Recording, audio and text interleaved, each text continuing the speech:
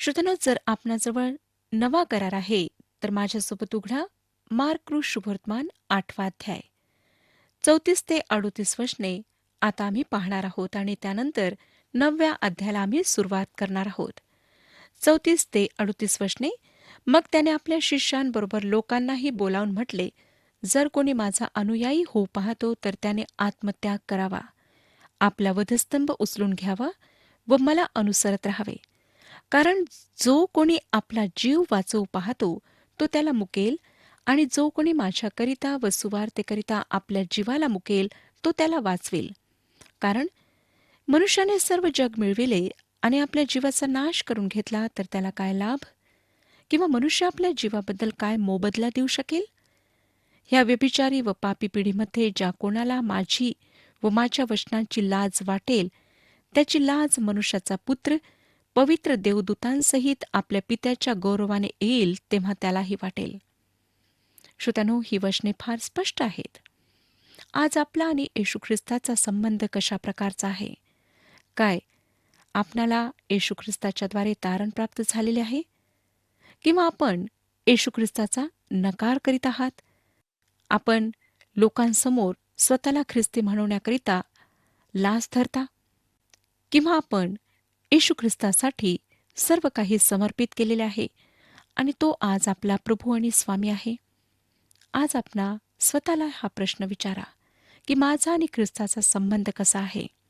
लक्षात घ्या श्रोत्यानो, की जेव्हा मनुष्याचा पुत्र पवित्र देवदूतांसहित आपल्या पित्याच्या गौरवाने येईल, अर्थात प्रभू येशू ख्रिस्त जेव्हा वापस येईल, तेव्हा ज्यांनी त्याचा स्वीकार केलेला आहे त्यांच्याकरिता त्याला खरोखर आनंद वाटेल. परंतु ज्यांना ह्या जगामध्ये त्याची लाज वाटत आहे, त्याच्या वचनांची लाज वाटत आहे, त्यांच्यासाठी जेव्हा तो देवदूतांसहित पित्याच्या गौरवाने येईल तेव्हा त्यालाही त्यांची लाज वाटेल. आता आपण 9 अध्यायाकडे वळूया. ह्या अध्यायात येशूच्या रूपांतराचा वृत्तांत देण्यात आला आहे. हा वृत्तांत पहिल्या 3 शुभवर्तमानात वाचायला मिळतो, परंतु शुभवर्तमानात मार्क आम्हाला त्याविषयी सविस्तरपणे सांगतो की जेव्हा प्रभू येशूचे रूपांतर त्या उंच डोंगरावर होत होते तेव्हा डोंगराच्या पायथ्याशी शिष्य पूर्णपणे अपयशी ठरले होते. ते एका मुलातून अशुद्ध आत्मा काढू शकले नाहीत. पुन्हा येशू त्याच्या मृत्यूची घोषणा करताना दिसतो. शिष्यांमध्ये कोण सर्वात मोठा ह्यावर त्याचे शिष्य चर्चा करतात आणि येशू त्यांच्या अशा वागणुकीला धिक्कारतो. नरकासंबंधाने त्यांना सावध करतो. ह्या ठिकाणी सुद्धा श्रोत्यानो, येशूची कार्यशीलता पूर्णपणे आम्हाला दिसते. मार्क इतरांच्या तुलनेत सर्व गोष्टी सारांश रूपात सांगतो, परंतु येशूच्या रूपांतराविषयी विस्तृतपणे लिहितो. तो ह्यावर का भर देतो हे पाहणे मनोवेधक ठरेल. हे आमचे म्हणणे आहे की येशूचे रूपांतर त्याच्या पूर्ण मानवत्वाला मांडते व त्याच्या ईश्वरत्वाला मांडत नाही. मी आधी म्हटल्याप्रमाणे पहिले 3 शुभवर्तमान ह्याविषयी सांगतात, पण योहानकृत शुभवर्तमान नाही. योहानाचे शुभवर्तमान प्रभू येशू ख्रिस्ताचे ईश्वरत्व मांडते व त्यात रूपांतराचा वृत्तांत आहे. आपल्याला आठवत असेल की मत्तेकृत शुभवर्तमान 16 अध्यायाच्या शेवटल्या वचनात येशूने म्हटले, मी तुम्हास खचित सांगतो, येथे उभे असलेल्यांमध्ये काही असे आहेत की ते मनुष्याच्या पुत्राला त्याच्या राज्यात येताना पाहतील तोपर्यंत त्यांना मरणाचा अनुभव येणारच नाही. ह्याविषयी अनेक प्रकारचे मत आहेत, पण असं वाटतं आमच्या प्रभूचा त्याच्या रूपांतराविषयी एक विशिष्ट संदर्भ होता. त्या ठिकाणी पेत्र व योहान होते ते ह्याविषयी संदर्भ देतात. पेत्राचे दुसरे पत्र 1 अध्याय 16 ते 18 वचनांमध्ये म्हणतो, पेत्राचे दुसरे पत्र 1 अध्याय 16 ते 18 वचने, कारण चातुर्याने कल्पिलेल्या कथास अनुसरून आम्ही आपल्या प्रभू येशू ख्रिस्ताचे सामर्थ्य व आगमन ह्या संबंधाने तुम्हास कळविले असे नाही, तर आम्ही त्याचे ऐश्वर प्रत्यक्ष पाहणार होतो. कारण त्याला देवपित्यापासून सन्मान व गौरव मिळाले. तेव्हा ऐश्वर्ययुक्त गौरवाच्याद्वारे अशी वाणी झाली की हा माझा पुत्र मला परमप्रिय आहे, ह्याच्याविषयी मी संतुष्ट आहे. त्याच्याबरोबर पवित्र डोंगरावर असताना आकाशातून आलेली ही वाणी आम्ही स्वतः ऐकली. तो म्हणतो की त्याचे सामर्थ्य व आगमन ह्याचे आम्ही साक्षी होतो. केव्हा साक्षी होतो? त्याच्या रूपांतराच्या वेळी. 9 अध्याय 1 वचन बघा. आणखी तो त्यांना म्हणाला, मी तुम्हाला खचित सांगतो की येथे उभे असणाऱ्यांपैकी काही जण असे आहेत की देवाचे राज्य सामर्थ्यानिशी आलेले दिसेपर्यंत त्यांना मरणाचा अनुभव येणारच नाही. ह्या ठिकाणी त्याच्या मृत्यू व पुनरुत्थानाविषयी हे सांगण्याचा मला असं वाटतं एक उद्देश आहे. तो म्हणजे की तो वधस्तंभावर जाओ किंवा न जाओ, राज्य त्याच्या हातात आहे हे सांगणे आहे.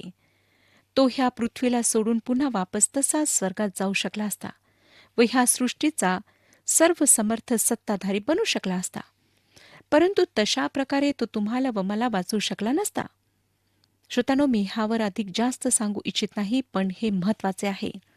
दुसरं वचन बघा. मग 6 दिवसानंतर येशूने पेत्र, याकोब व योहान ह्यांना आपणाबरोबर एका उंच डोंगरावर एकीकडे नेले व तेथे त्यांच्या देखत त्याचे रूपांतर झाले. अर्थातच हा प्रश्न उठतो की त्याने ह्या 3 पुरुषांना का नेले. सर्वप्रथम मला आपणाला हे सांगू द्या की त्याने ह्या तिघांना ते त्याचे आवडते किंवा इतरांहून वरचढ होते म्हणून नेले नाही. मला वाटतं ते प्रेषितांमधून अधिक दुबळे होते व येशूला त्यांना न्यावे लागले. एकदा एक महिला आपल्या 3 लेकरांना घेऊन रस्त्यावरून चालली होती. तिने एका मुलाला कडेवर घेतले होते, एकाचा हात पकडला होता आणि तिसरे मूल तिच्या मागे मागे चालत होते. थोड्या थोड्या वेळाने ती थांबून त्या मागून येणाऱ्या लेकराची वाट पाहत असे व तो जवळ येताच पुन्हा चालू लागत असे. मी त्यांच्याकडे पाहात निरीक्षण करीत होते. मला वाटलं की तो मागून चालणारा मुलगा फार वेळ लावत आहे, पण लवकरच माझ्या लक्षात आले की जो तिच्या कडेवर होता तो पायी चालण्यास मुळीच तयार नव्हता. तिला त्याला उचलून घ्यावे लागले. मला वाटतं पेत्र, योहान, याकोब असेच होते, म्हणून त्यांना येशू ख्रिस्ताला सोबत न्यावे लागले. पेत्र म्हणतो की त्यांनी त्याच्या ऐश्वर्याला डोळ्यांनी पाहिले. हा गौरवी ख्रिस्त आहे जो एक दिवस ह्या पृथ्वीवर येईल.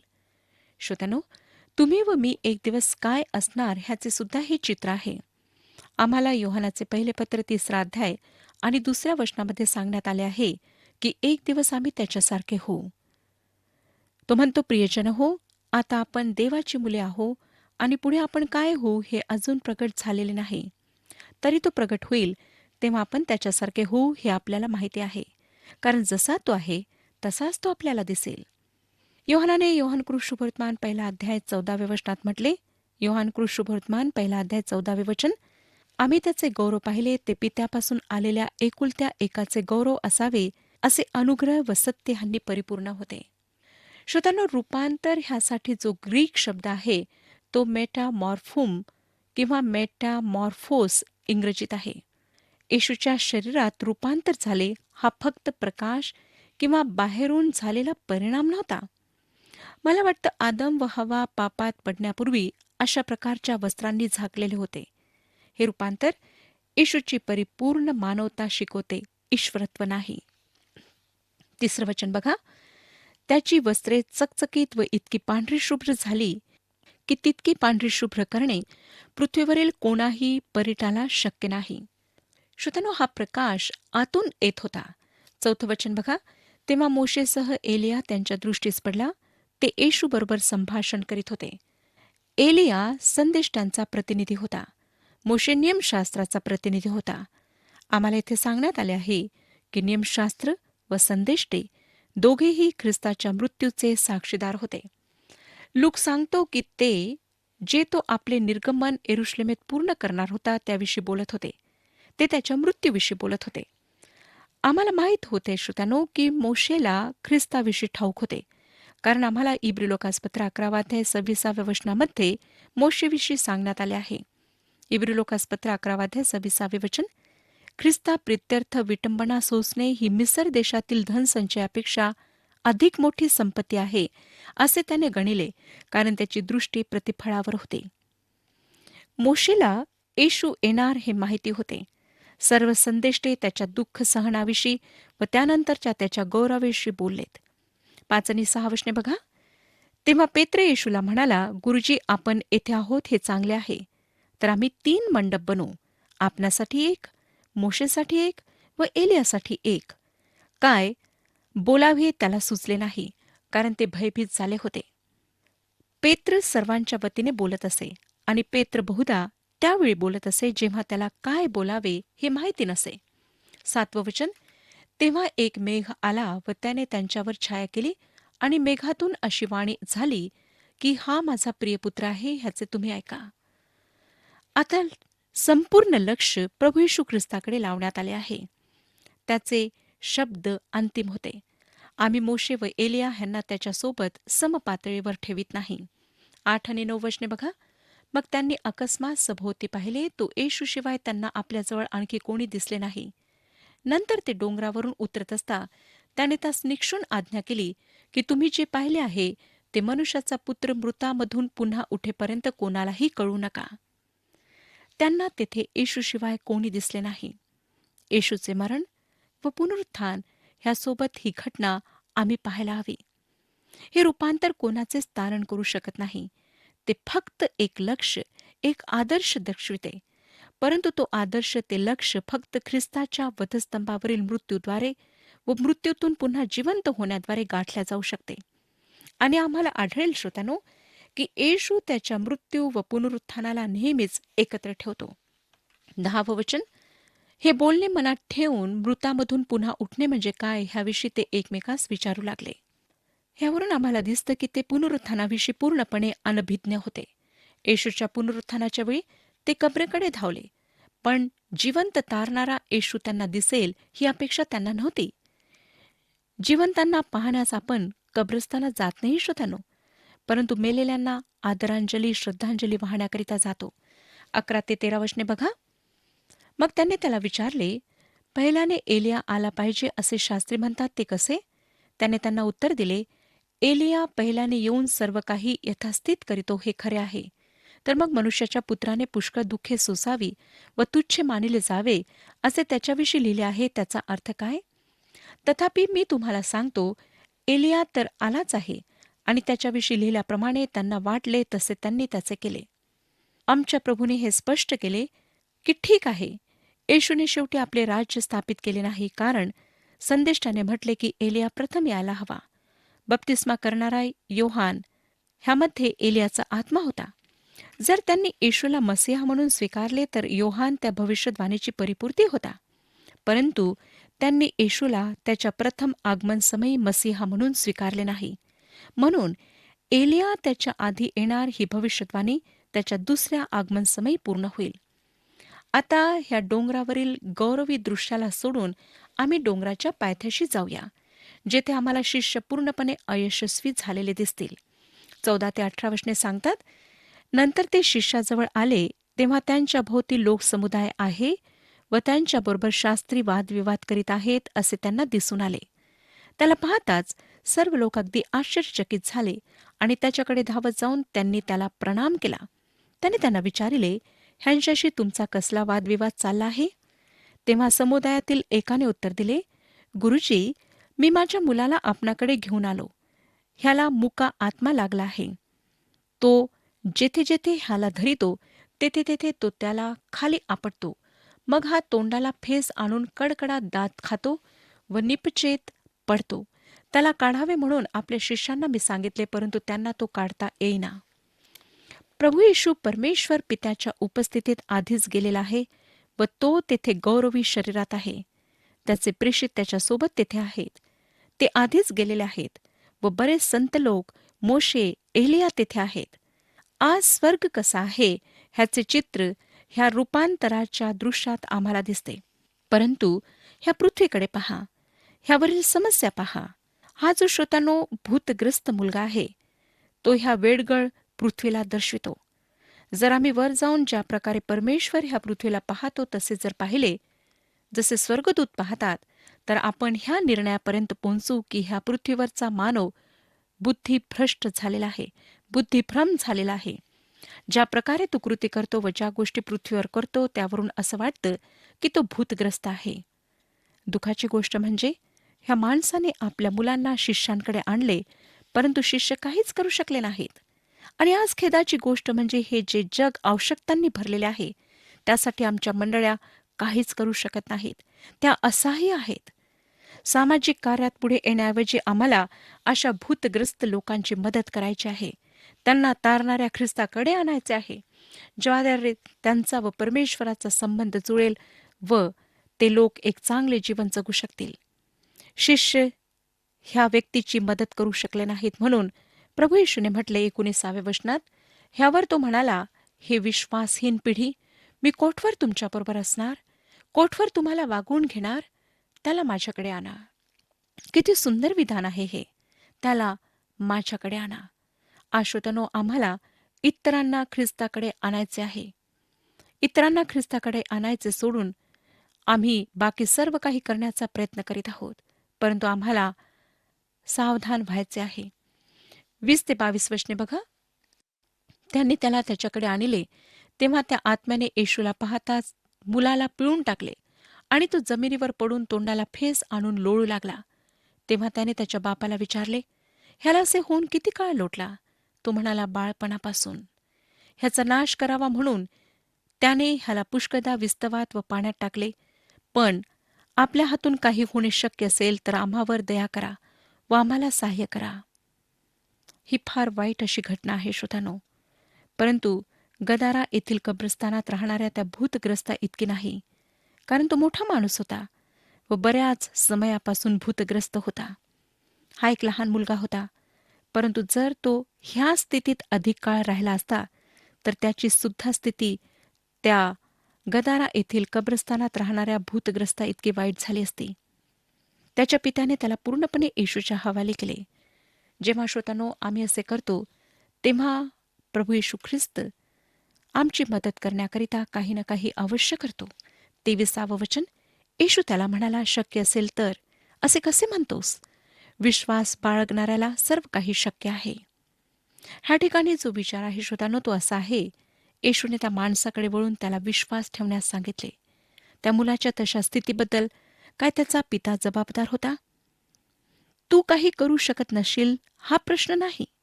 प्रभू येशू सर्व काही करू शकतो. प्रश्न हा आहे, जर तू विश्वास ठेवणार नाही तर बापाविषयी काय? प्रभू येशूने म्हटले, विश्वास बाळगणाऱ्याला सर्व काही शक्य आहे. बाप म्हणाला, माझा विश्वास आहे, माझा अविश्वास घालून टाका. 25 ते 27 वचने सांगतात, तेव्हा लोक धावत येत आहेत असे पाहून येशू अशुद्ध आत्म्याला धमकावून म्हणाला, अरे मुक्या बहिऱ्या आत्म्या, मी तुला आज्ञा करीतो, ह्याच्यातून निघ व पुन्हा कधी ह्याच्या शिरू नको. तेव्हा तो आत्मा ओरडून व त्याला फारच पिळून निघाला आणि तो मेल्यासारखा झाला, म्हणून तो मेला आहे असेच बहुतेक म्हणाले. पण येशूने त्याला हातास धरून उठविले व तो उभा राहिला. ह्या ठिकाणी प्रश्न उद्भवतो की काय ह्या ठिकाणी सुद्धा येशूने मृत व्यक्तीला जिवंत केले? मला वाटतं श्रोतांनो केले, पण मी ह्या मुद्द्यावर अधिक जोर देऊ इच्छित नाही. 28 आणि 29 वचने सांगतात, मग तो घरात गेल्यावर त्याच्या शिष्यांनी त्याला एकांती विचारले, आम्हाला तो का काढता आला नाही? तो त्यास म्हणाला, ही जात प्रार्थने वाचून दुसऱ्या कशानेही निघणारी नाही. ह्या ठिकाणी प्रार्थनेवर भर देण्यात आलेला आहे. श्रोतांनो, आम्हातील प्रत्येकाला प्रार्थनेची गरज आहे. 30 आणि 31 वचने, नंतर ते तेथून निघून गालिलामधून चालले होते आणि हे कोणास कळू नये अशी त्याची इच्छा होती, कारण तो आपल्या शिष्यांना शिकवित होता. तो त्यांना असे सांगत होता की मनुष्याचा पुत्र माणसाच्या हाती दिला जाणार आहे. ते त्याला जीवे मारतील आणि मारला गेल्यानंतर तिसऱ्या दिवशी तो पुन्हा उठेल. आपल्या लक्षात येईल की तो त्याचा मृत्यू व पुनरुत्थान ह्या दोहोंना एकत्र ठेवतो. 32वं वचन, परंतु ह्या बोलण्याचा अर्थ त्यांना समजला नाही व त्याला विचारण्यास ते भ्याले. तो मृतांमधून पुन्हा जिवंत होऊन उठेल ही गोष्ट त्यांना पूर्णपणे समजली नाही. ह्या ठिकाणी तो स्वतःच्या मृत्यूविषयी, जो त्यांच्याकरिता तो मरणार होता, त्याविषयी बोलत आहे. आणि आपणाला वाटेल की ह्या लोकांनी त्याविषयी थोडी बहुत विचारपूस केली असेल. त्याने मृत्यूविषयी घोषणा केल्यानंतर लगेच आम्हाला दिसतं की ते सर्वात मोठा कोण ह्याविषयी आपसात चर्चा करू लागले. त्यांना खरे पाहिले असता त्यांच्या ह्या आचरणाची लाज वाटायला हवी होती. त्याचा मृत्यू व पुनरुत्थान ह्याविषयी त्याने प्रथमच ह्या ठिकाणी सांगितले नव्हते.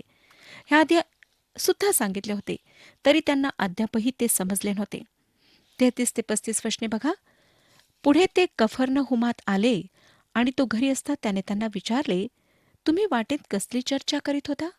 ते गप्प राहिले, कारण सर्वात मोठा कोण ह्याविषयी त्यांची वाटेत चर्चा चालली होती. त्याने बसून त्या 12 जणांस बोलावून म्हटले, जर कोणी पहिला होऊ इच्छित असेल तर त्याने सर्वात शेवटला व सर्वांचा सेवक झाले पाहिजे. मग त्याने एक बाळक घेऊन त्यांच्यामध्ये ठेवले व त्याला कवटाळून त्यांना तो म्हणाला, जर कोणी माझ्या नावाने अशा बाळकापैकी एकाला स्वीकारतो, तो मला स्वीकारतो, व जो कोणी मला स्वीकारतो, तो मला नाही तर ज्याने मला पाठविले त्याला स्वीकारतो. श्रोत्यानो, तो हे तत्व बालकाद्वारे समजावून त्यांना सांगत होता. लक्षात घ्या की ख्रिस्ताने त्या बालकाला जवळ घेतले. 38 ते 41 वचने सांगतात, योहान त्याला म्हणाला, गुरुजी, आपला अनुयायी नसलेल्या कोणा एकाला आम्ही आपल्या नावाने भूते काढताना पाहिले. तेव्हा आम्ही त्याला मना केले, कारण तो आपला अनुयायी नव्हता. येशू म्हणाला, त्याला मना करू नका, कारण जो माझ्या नावाने महत्कृत्य करून लागलीच माझी निंदा करू शकेल असा कोणी नाही. कारण जो आपल्याला प्रतिकूल नाही, तो आपल्याला अनुकूल आहे. तुम्ही ख्रिस्ताचे म्हणून जो कोणी तुम्हास पेलाभर पाणी प्यावयास देईल, तो आपल्या प्रतिफळास मुकणार नाही, हे तुम्हाला खचित सांगतो. श्रोत्यानो, ही शिकवण प्रभू येशू ख्रिस्त आज आम्हाला देत आहे आणि ही जी वचने आम्ही अभ्यासत आहोत, ती आज आमच्या जीवनाला लागू होतात. मला माहीत नाही की आज आपला विश्वास कोणत्या गोष्टींवर आहे. काय आपला पूर्ण विश्वास प्रभू येशू ख्रिस्तावर आहे की तो तुमच्या जीवनामध्ये सर्व काही करण्यास समर्थ आहे? तो तुम्हाला तारण देण्यास, स्वर्गामध्ये तुमचा प्रवेश करण्यास आणि तुम्हाला सर्व पापांपासून मुक्त करण्यास समर्थ आहे, असा विश्वास काय आज आपला आहे?